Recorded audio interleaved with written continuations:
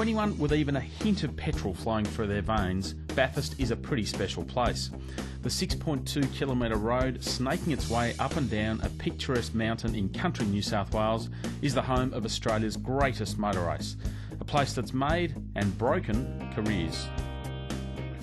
But for us today, it's a little bit different. For starters, it is pitch black, absolutely freezing. It's about 3:58, 3:59 in the morning, and we're in regular road cars. But we have a huge day ahead, so let's get cracking.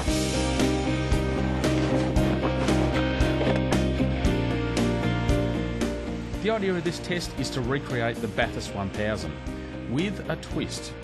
The basic cars are the same, it's Ford versus Holden.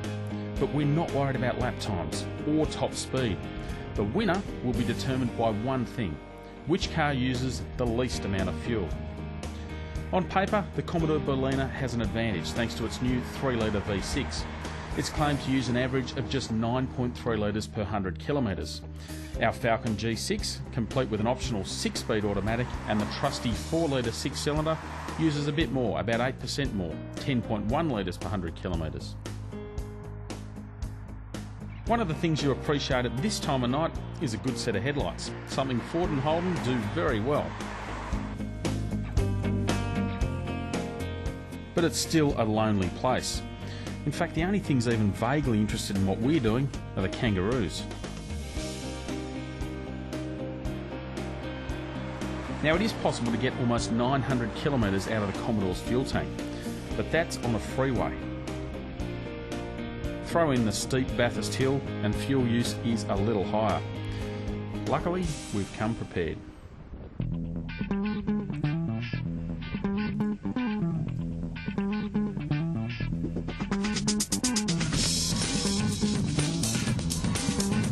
Unsurprisingly, there is a sense of monotony doing this sort of thing, but it's enough to remind us that the Falcon's steering and overall driving experience is better than the Commodore's.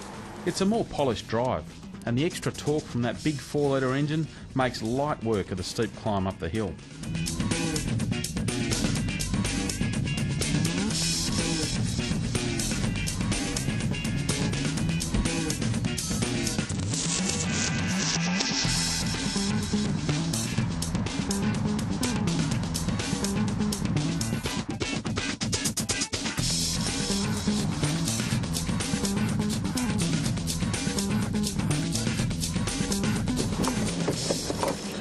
Well, I tell you, Bathurst is a fantastic track, but at this stage, I'm not happy to see the end of it.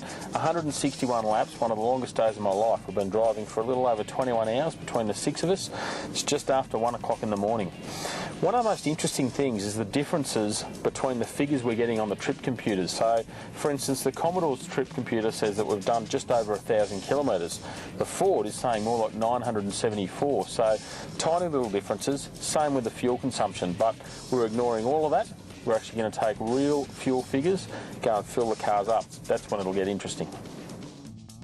The result is a serious surprise. Not only was the Falcon more enjoyable to drive, but it was also more economical, and not just by a bit. The Ford used around 10 litres per 100 kilometres, which is a full 10% less than the Holden. Sure, there's a lot more to most people's average driving than sitting at 60 kilometres an hour around the same track, but both cars do exactly the same thing, all day. And for this Fuel Miser's Bathurst 1000, the Falcon is a winner.